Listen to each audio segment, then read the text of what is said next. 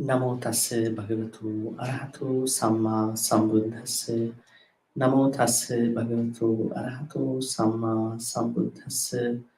Namo tassa bhagavato arahato samma sambuddhassa.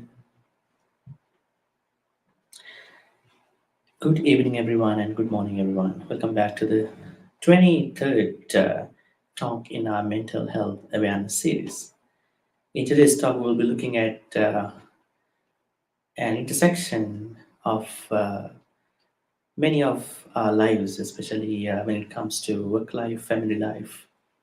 Uh, this is psychologically said to be compartmentalization. I would say compartmentalize, which is a somewhat controversial term, I guess. But I wanted to say that this has some benefits if you use it in the right way. So compartmentalize means, or compartmentalization means that you separate something into parts and not allow those parts of your life to mix together.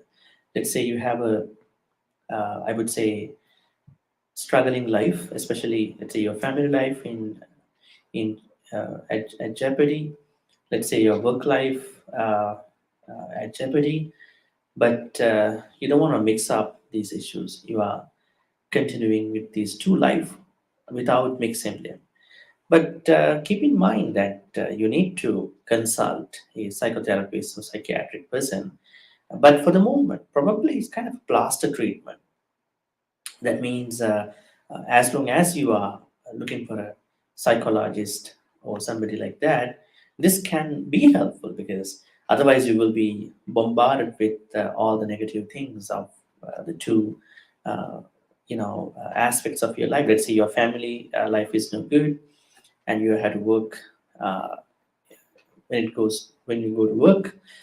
Maybe probably your work life is not good, your family life is good, so you have to balance. So until you figure out kind of a solution, you need to uh, continue. You need to exist without getting, I would say, distracted, or I would say taken over by those negative energies.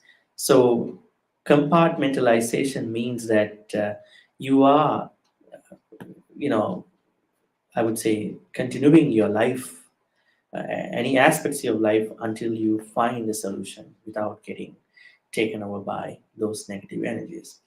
So we have actually seen this to be a place where people want to disconnect or compartmentalize. So I would say you don't need to disconnect. You are trying to compartmentalize your emotions, your different aspects of your life until you find out the solution. It can happen. Let's say uh, you are not happy with your family, right? But just because you are not happy with your family, you are not going to move out, or you are not going to say something outright, right? Let's say your work life is no good, and you wanted to solve a lot of things, but you can't just quit your job, right? You need a lot of things to figure out, right? So that interim period is called, um, you know, compartmentalizes. You kind of, keep your stuff there. You are not actually mixing them with your good stuff until you find out solutions. You need that at certain points. We all need because solutions take some time. But if we are within a kind of a fair uh, kind of amount of time timeline, then we can find solutions being in that time period, right? So without getting disconnected from what you are involved with, you are trying to compartmentalize until you find a solution. I mean, there are people who wanted to keep compartmentalizing actually. That is no good because then you are trying to sort of ignore a huge amount of negative energies. You are not trying to understand what's going on in your life. So that's not a good thing. So this could be a plastic treatment, but it is helpful in a way because nobody will find out solutions outrightly, right? It takes time. So, folks, if you had questions about this topic, compartmentalization of your life aspects. Please type in your questions in the comments below, and we will see how Buddhism looks at this compartmentalization in different ways later in this talk. Now, who wouldn't like to divide up tasks, responsibilities, and different roles in their lives? I mean, there is no harm, right? I mean, we would like to divide up our tasks. Let's say, uh, I mean, you have different tasks at home, you have different responsibilities at home, and the same applies to your work place.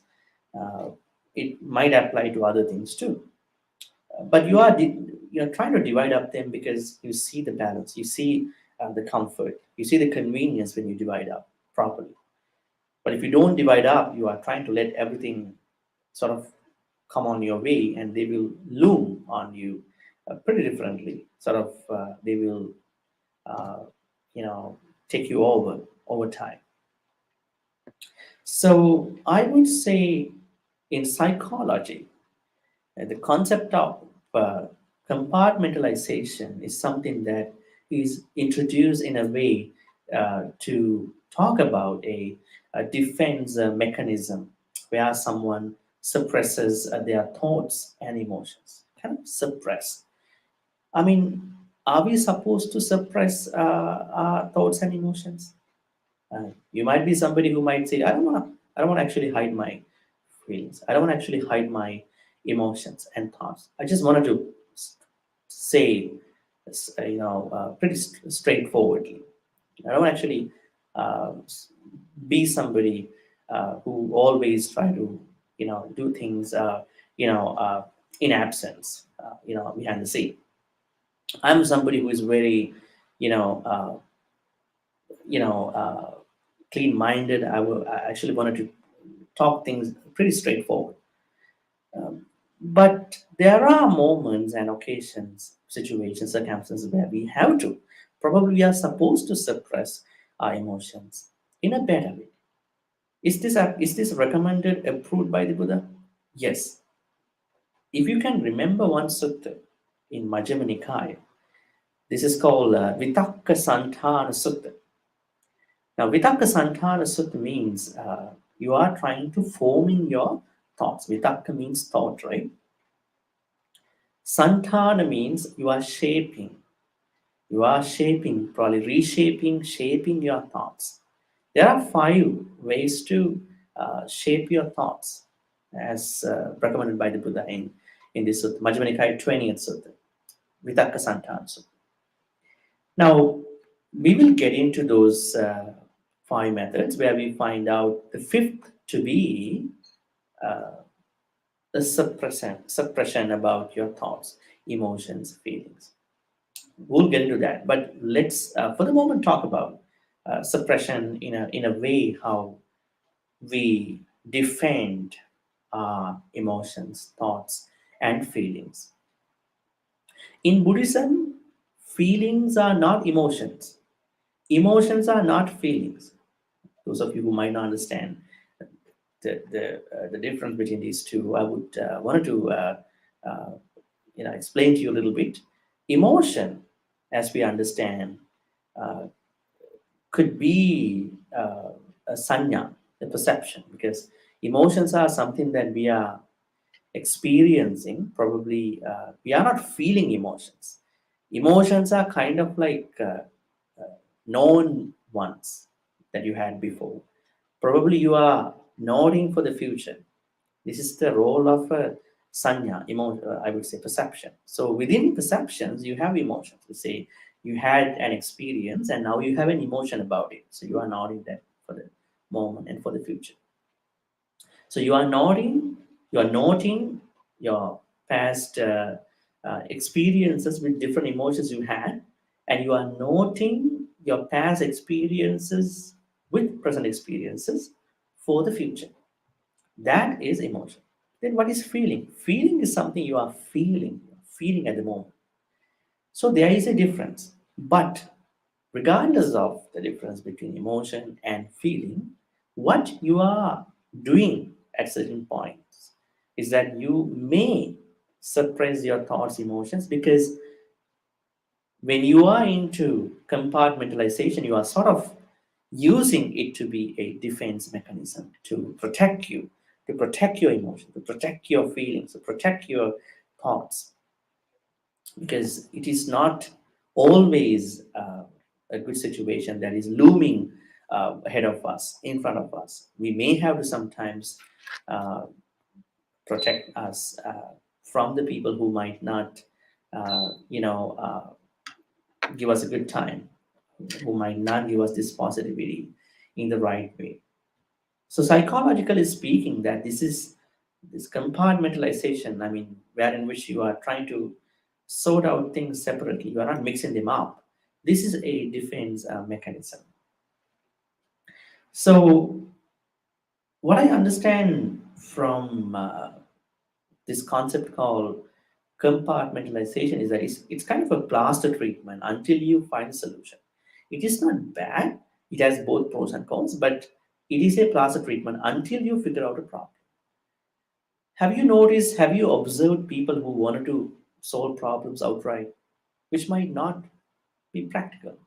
Because although you wanted to solve the problem, circumstances, situations have not come to a level where things are favorable, right? You need time.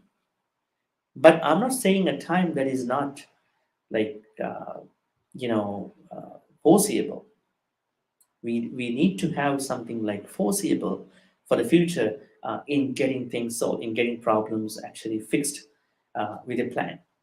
So compartmentalization helps us to sort of prepare for that solution, sort of understand what's going on, sort of mend the situation, right? That is what is very important to us, rather than getting everything on our head and thinking that, oh, I'm I'm sick and tired. I'm so exhausted. I can't do anything because the problems take me over, right?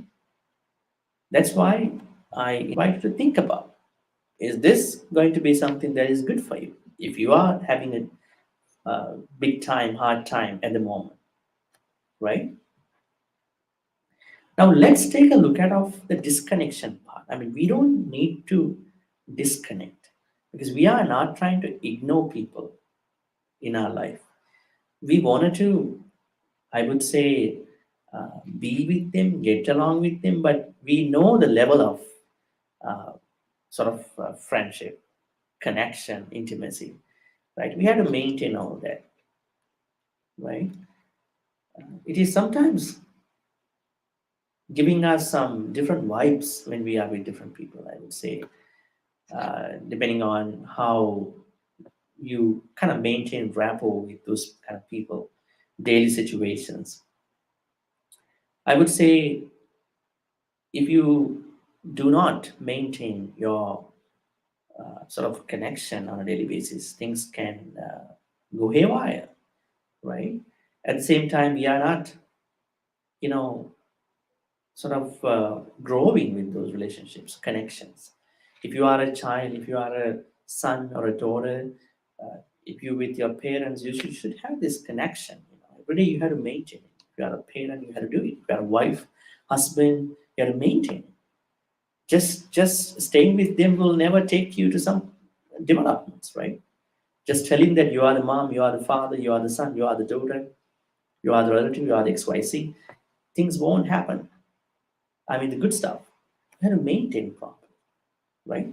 So that's why it is very important to understand how things work, especially these differences, these, I would say, difficult moments that can arise unexpectedly, unprecedentedly. So that is where we need to understand compartmentalization is very important because you can manage the bad moments, negative moments pretty well because you're not mixing them up. Some people, I would say, they confuse with what's happening. They don't know what to do. I mean, when things happen, they are pretty, I would say, uh, complicated, and they have no thoughts of what could be a better solution for this issue. Probably it's good to take some time, kind of an auto, kind of a no active time, just to understand what's going on. But at the same time, it's good to, observe what's happening, what is being happened, what will happen in the future with your positive vibes, right? You should not run out of your patience. You should not run out of your energy, virya, right? To face. That is where compartmentalization is very, very important because you are trying not to fix them, not to fix them by mixing them up. You are trying to, uh, you know, give some time. At the same time, you understand what's happening, although it's a short-term thing. Let's take a look at of what the Buddha had to say about this thing. Now, in the Vitakka Santana Sutta, as I said earlier, you know, he clearly showed us something very important. He said, when you are distracted, now, when you are, I would say, taken over by a negative thought, right? Negative situation. What could you do to overcome those situations? There are five suggestions he actually suggested. The first one is replace the bad thought with a good thought. Tato nimit, tato nimittato anyang nimitta. Right? Let's say you are disturbed by a thought that is really, giving you a hard time. So you are trying to replace that bad thought with a good thought. Let's say you are so angry because anger is not good for whatever the reason. But so you are trying to replace that anger with some love, some. I mean, if you say standardized words, I would say metta, loving kindness, right? If it is too personal, it's going to be love, because the thing is that those emotions will be replaced properly because we're not actually harboring grudges towards the person. So replacing the bad thought with a good thought. That's number one. Step number one. I'm actually getting to the fifth one, where in which we can see a suppression about some thoughts. This is related to compartmentalization. What are the other places where we understand a replacement of uh, thoughts? If it is a bad thought, you're going to replace the bad thought with a good thought. Do people replace the good thoughts with bad thoughts too? Yeah, sometimes they do. They don't want to, but they inadvertently make that happen. Let's say they do a very good karma, they do a very good thing, but at the end they wanted to experience that good karma with a bad intention. Let's say I offered dana, I did this and that, so I wanted to be reborn in a better place, and I'm happy that I'm making a lot of good karma. So in that sense, they are creating a lot of lobas, right? Whenever you have done a good karma, never ever experience the good karma with loba greed. Don't expect anything. Do the good karma. That's it. Be happy with what you're doing. Don't make greedy expectations in this life and for the future. You save somebody, don't expect anything from that person. That is how you do that particular activity in the kusala format. But when you help somebody thinking that, okay, this person has to, sort of like tell me that I'm the one who saved him or her, you created that activity with loba. You still have good karma, but you are sort of like, you know, minimizing the weight of the good karma. It is said in Abhidhamma oftentimes that we need to do every good karma with some weight. The weight uh, happens and arises depending on how less expectations you have, right? The more expectations, the less kusalas are formed. The less expectations, the least, and you're going to make the most kusala, right? That's an interesting thing. So the funny thing is that some people actually replace good thoughts with bad thoughts too, even after doing a good thing. Even when you have a bad thought, you have to replace the bad thought with a good thought. So why do you want to actually change the other way? You don't have to. That's number one. Let's say, I mean, number one means the first suggestions for, distracted thoughts. Let's say you have a hard time at home, at work, uh, in other places. So you're trying to understand this negativity, this bad feeling, bad emotion of, you know, feeling annoyed, feeling irritated with a positive thought, right? So, I mean, wouldn't that be a kind of compartmentalization? You know that your problem is not solved 100%, right? But you temporarily, withhold the problem by replacing it. Let's say you are with somebody who you don't like very much. So every time you get to see that person, you have hatred, you have anger. But because you wanted to practice compartmentalization, this is of course the first one. You think that I understand why I'm here, why I'm with this job. If I quit it, I won't be able to find a good job right away. But I will make the next job happen.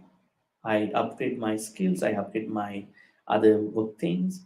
So all at one point, even I quit the job, I'll get a job. But just because you are angry, you are not gonna do that, right? That's a bad decision.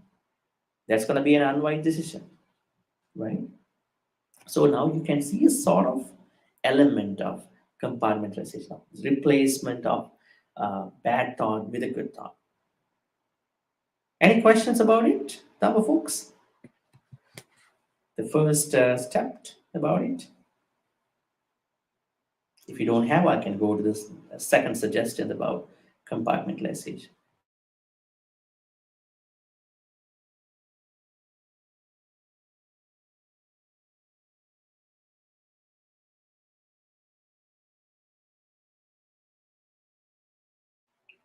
Okay, second suggestion for the compartmentalization of, I would say, situation and all that. Now, if thoughts still arise, I mean those bad negative thoughts still arise, that means a replacement plan might not work, right? So the first step that you took for the compartmentalization does not work. So you have to then use the second, method. As you can remember in the Dajjagga Sutta, the Buddha said that if contemplating the Buddha is not going to work for you, you still have fears, you still have horripilation, you still have terror, you still have a lot of bad emotions, then go to the Dhamma. Stick to the Dhamma. Think about the contemplative activities, recollections of the Dhamma, the quintessence, I would say, the ubiquity of, I would say, universal nature of the Dhamma. Even after you recollecting about the Dhamma, still you get to fear, you get to horripilate, you get to get stuck with all the bad emotions. Then go to Sangha, recollect the Sangha, the virtues of the Sangha, right? So it's a process. If thinking about the Buddha doesn't work for you, go to the Dhamma. If the Dhamma doesn't work for you, go to the Sangha. Noche Dhammang Sarayata, Niyanikam Sudisitam. Ata Sanghang Sarayata, right? Noche Buddhang Sarayata. This is how it works actually. If by recollecting the Buddha might not work for you, if your fears are still with you, then you have to go to the Dhamma. If the fears still continue to exist within you, then go to the Sangha. So that means you have to replace at different points.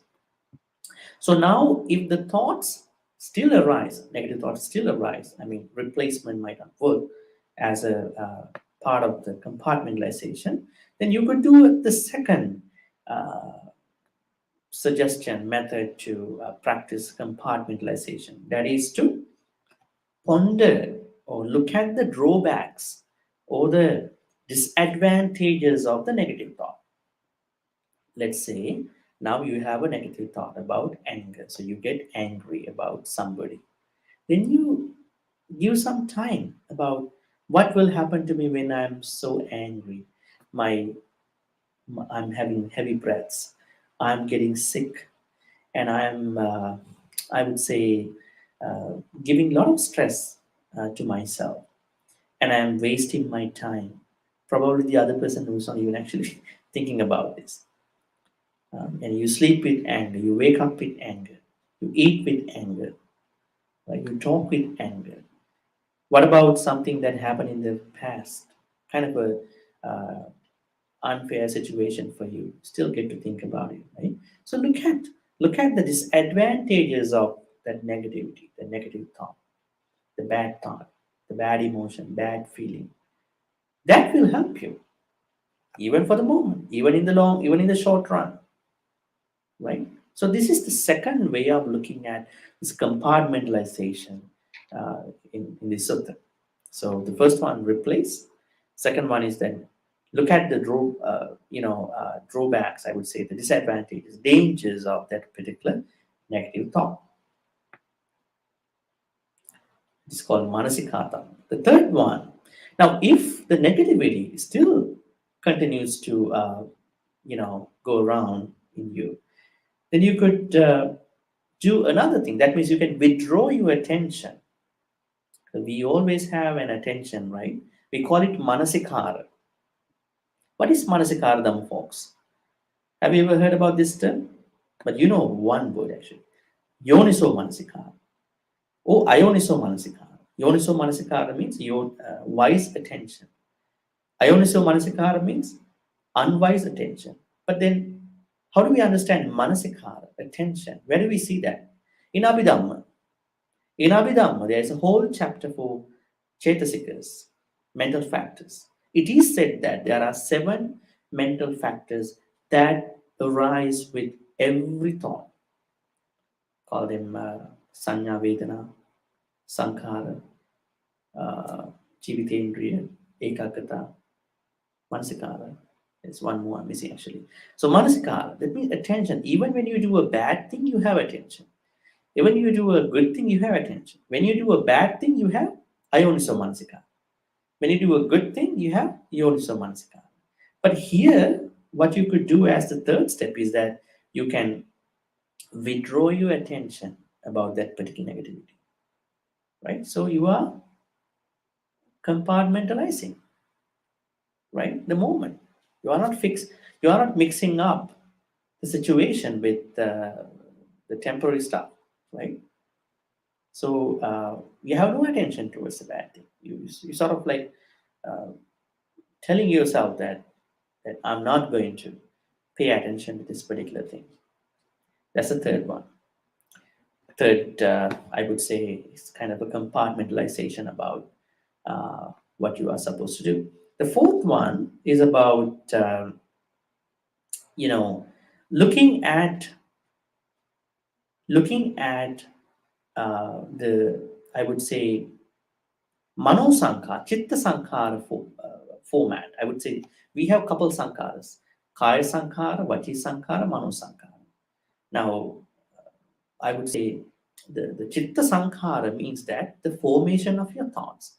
There are many suttas which deal the formations of thoughts, right? We have what do you call Asasa Passasa, Kaya Sankara, which means uh, in breath and out breath is the Kaya Sankara. And I would say Vitakka Vichara, that is Vachi Sankara. That is how your words are formed, right? Initial thought and sustained thought.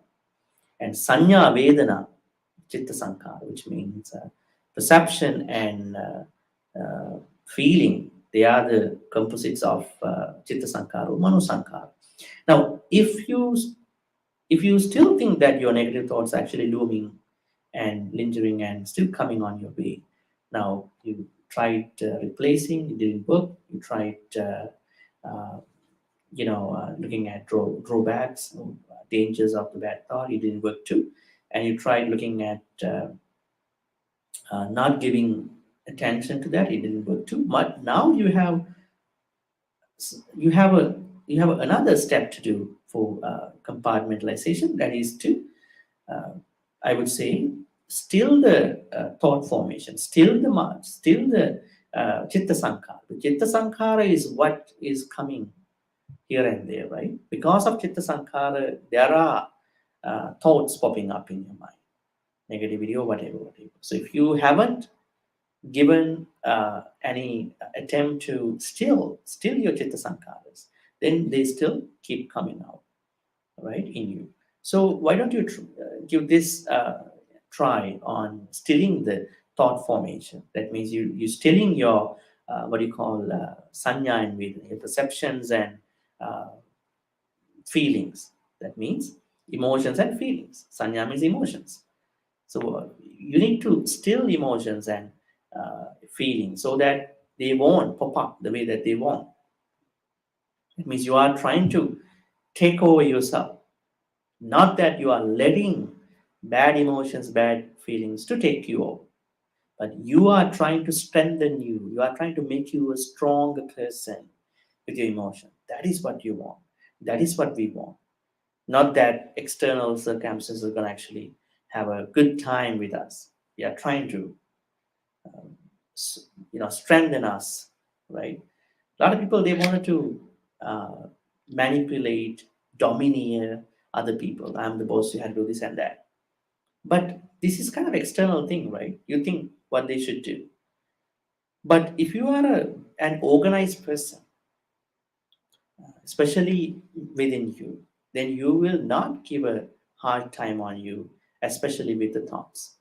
Uh, I mean, those thoughts, emotions, feelings can have uh, a good time without your attention, without your involvement. Now, the fifth one is a bit controversial.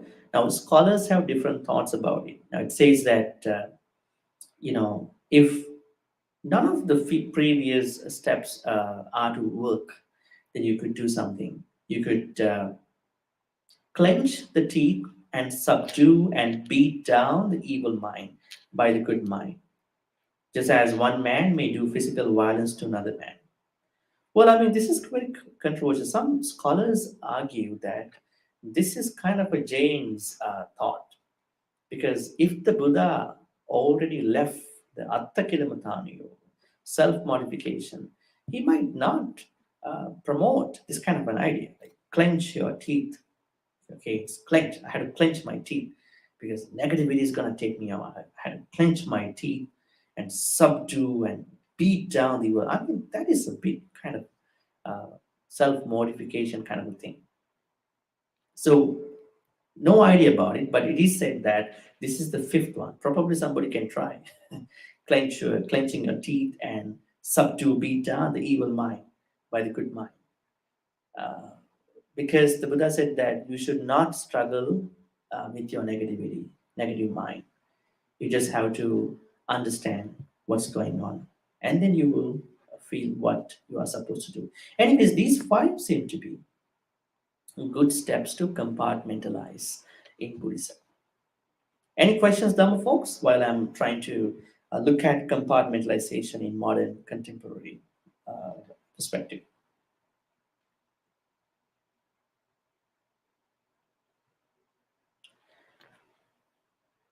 Okay, now I'm going to share with you couple important steps to practice compartmentalization in your daily life. Now, those were the uh, Buddhist ways, Buddhist steps to practice about compartmentalization, because we have this thing called, like, when we talk about mental health, we are also talking about the Buddhist attitude towards that. We are not only talking about psychology, right? Otherwise this is going to be just a psychological talk. So I wanted to actually blend our talk with psychology and Buddhism. Now I'm going to talk about compartmentalization in contemporary daily life and what you could do. Number one, how can we get started?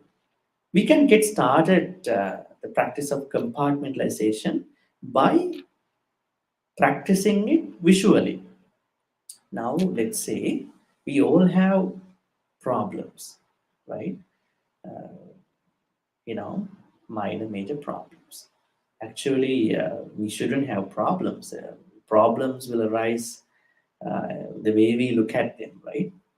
Let's say when you uh, have something to deal with, then the way you approach it, the way you're going to solve it, uh, have a big impact on whether it can be a problem or a solution. A lot of people, when they want to solve a problem, they more focus on the problem. They don't focus enough about the solution. They always talk about, okay, this is the problem we have it, and we've been suffering, we've been dealing. Why don't talk about? Why don't you give more time about the solution? Let's talk about the solutions. What can we do for this? We know the problem, right? So you could compartmentalize through visualization. Let's say you have some of the issues that you wanted to fix in your personal life, in your work life. Then you have a plan, kind of a mental plan, visualization kind of thing. Okay, I should do this, I should do this. You are uh, compartmentalizing by uh, visualization, right? So visualize your compartmentalization. That will really help you to get this practice started. Number two is try to unitask and not to multitask. Now, a lot of people think that they are supposed to multitask. Okay, so I'm talking to you, I'm looking at the screen, I'm just making sure everything is going, uh, well, right? So this could be a little bit of multitasking, but in real life, multitasking, especially when it comes to your life decisions, multitasking might not work actually. So you should focus on one thing at one time because that will really help you understand what to do. Let's say you are someone who wanted to talk to somebody at home, you want to talk to your children, you want to talk to your parents, you want to talk to your husband, you want to talk to your wife, you want to talk to a friend, you focus on one thing. So that unique tasking is really helping you to compartmentalize. You know what to do. You are not stuck. You are not like I would say complicated or kind of confused by the situation.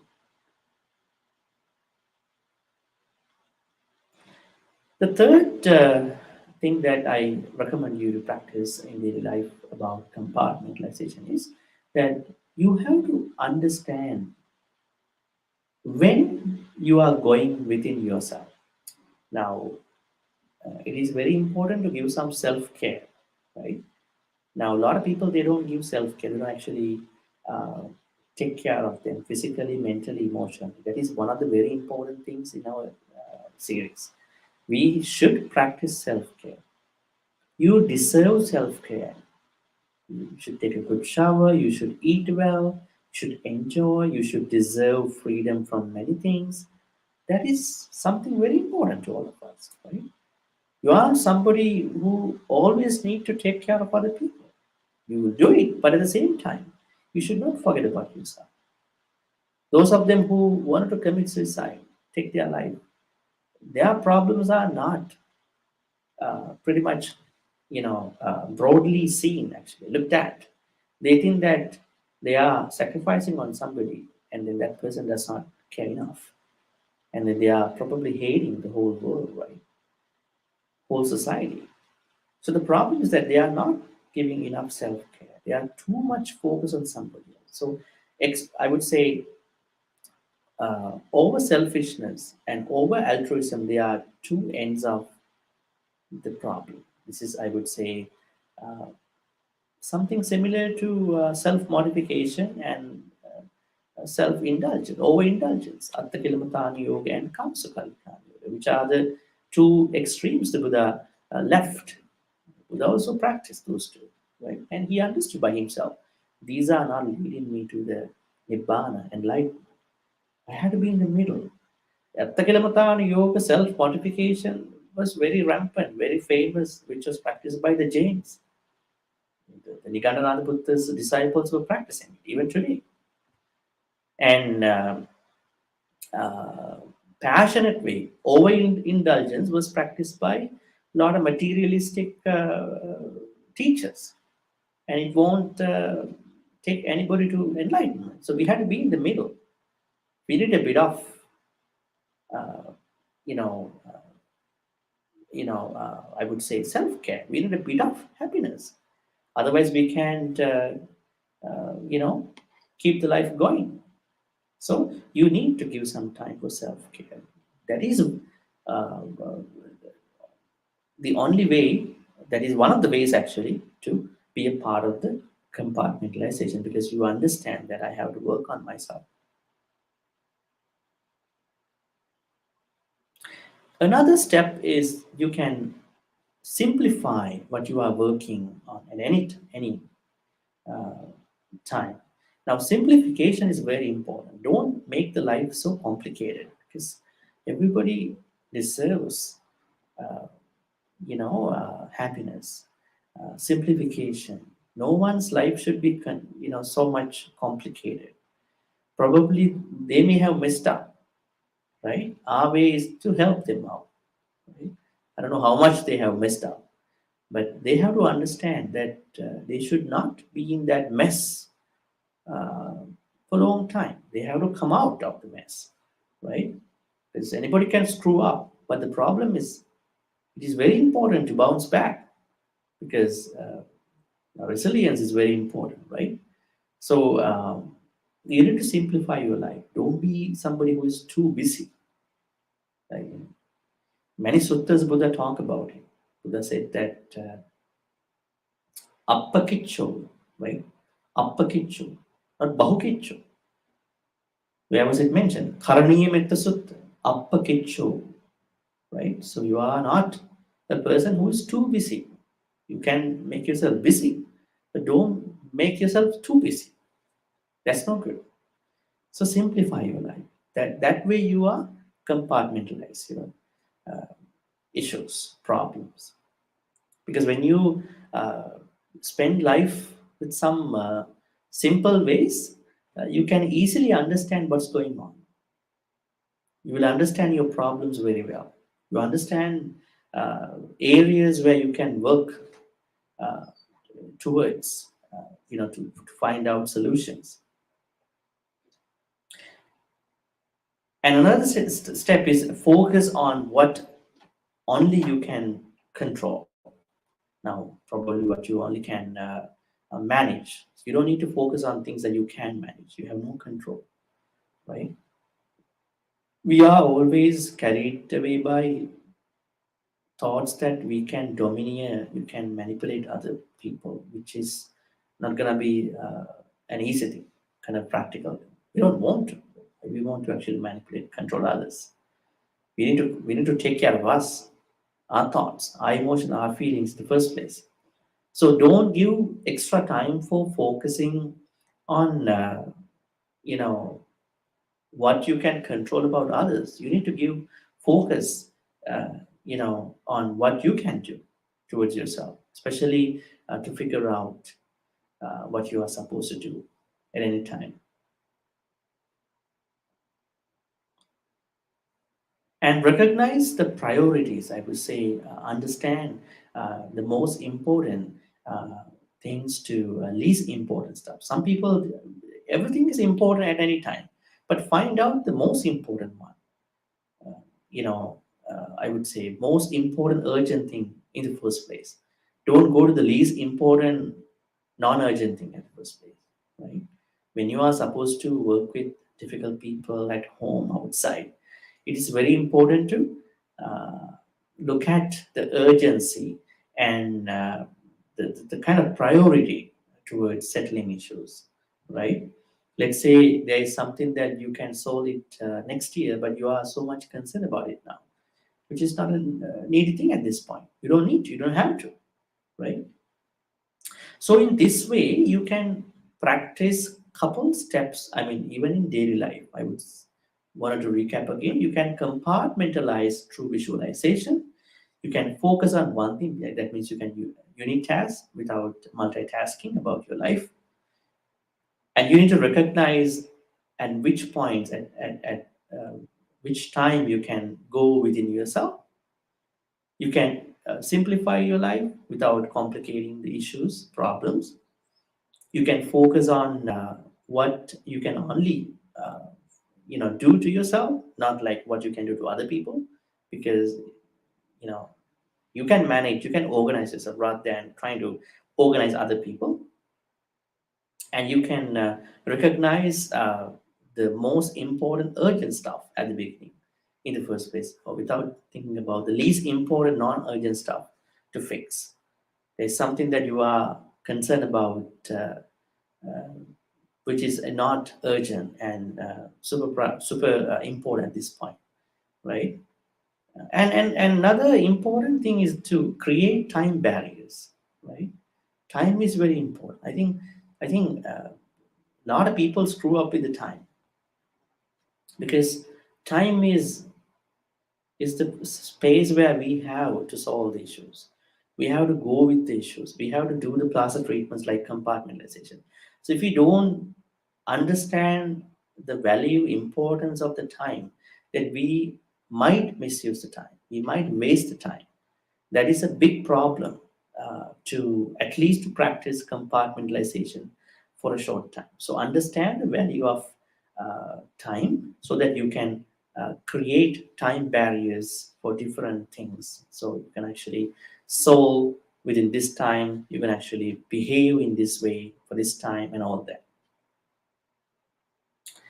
Okay, so finally, what I can share with you is that it is very important that you are trying to uh, manage, organize yourself until you find out, until you seek a professional. I would say a psychiatric professional or psychotherapist, psychologist.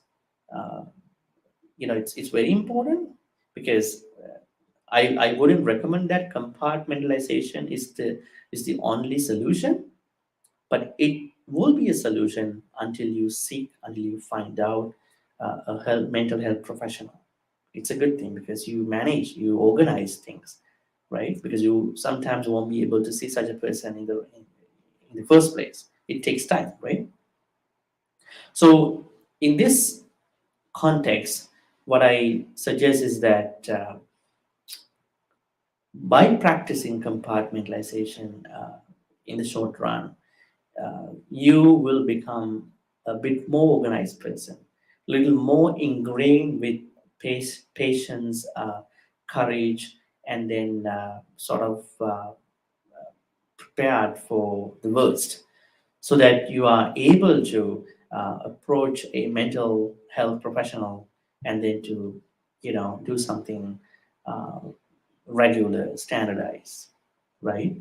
So we cannot simply, frown upon or underscore about compartmentalization. That's saying that it is not good in the long run. Yeah, it is not good in the long run. You need to get your problems fixed with somebody who understanding. But the issue is that you might not be able to see such a person. You might not be able to make it happen, outright. That is when you need some time. So how do you spend that time with the problems? That is how you're gonna practice, or that is the time where you practice compartmentalization. You are not disconnecting yourself. You are connected to those folks, but you understand what's going on. So any questions? We'll take a couple minutes.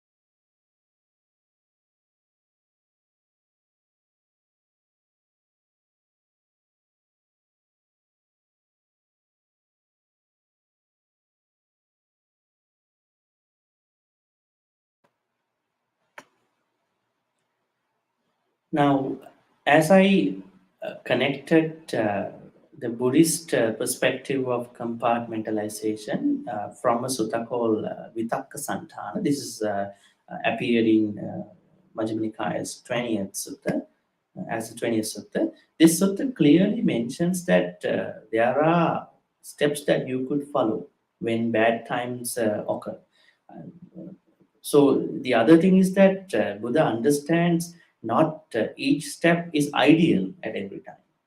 Situations wise, you have to do different steps, right?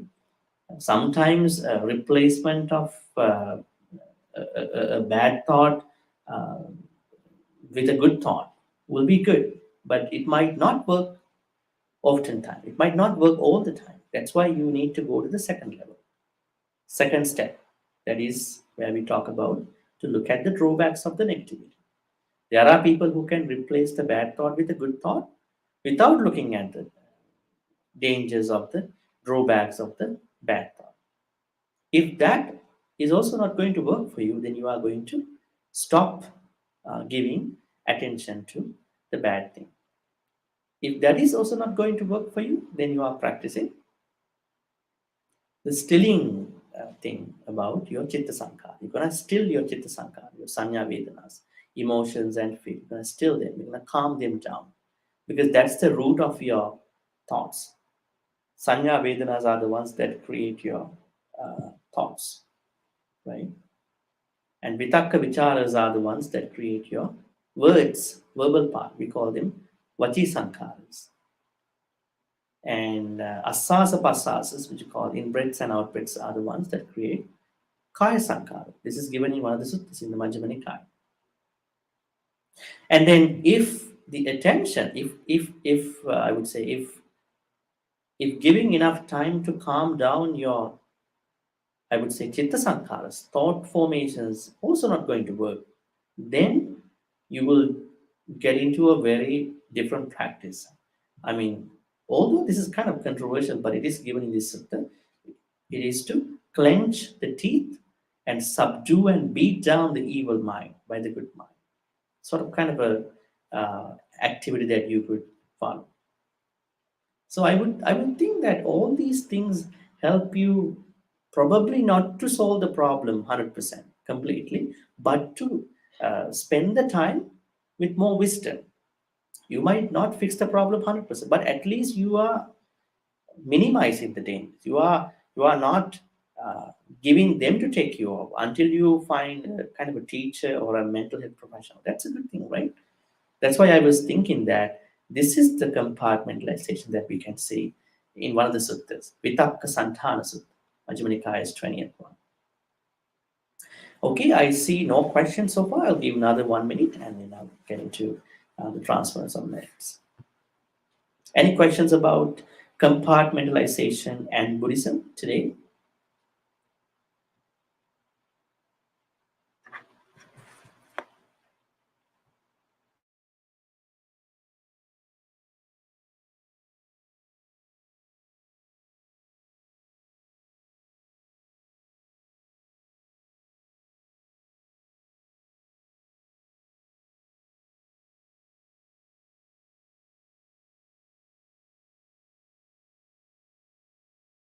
Okay, there are no questions at the moment, so I'm going to head to the transference of merits.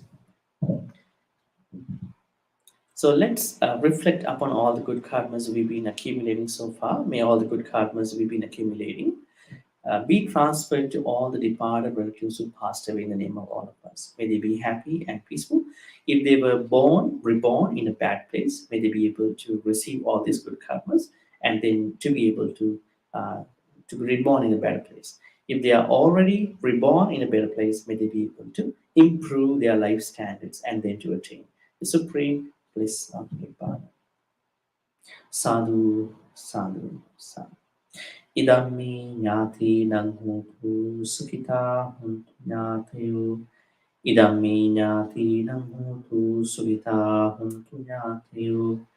Idammi nyati nang hotu sukita huntu nyatayo. Let's share all the good karmas with the deities, devas, nagas, and all the mahitikas. powerful beings. May all the powerful beings receive all these good karmas and bless all of you for good health, quality of your life, and all the prosperity. May you all be well and happy. May all your sufferings go away. May all your pains go away. May all your uh, fears go away. May all your bad things go away.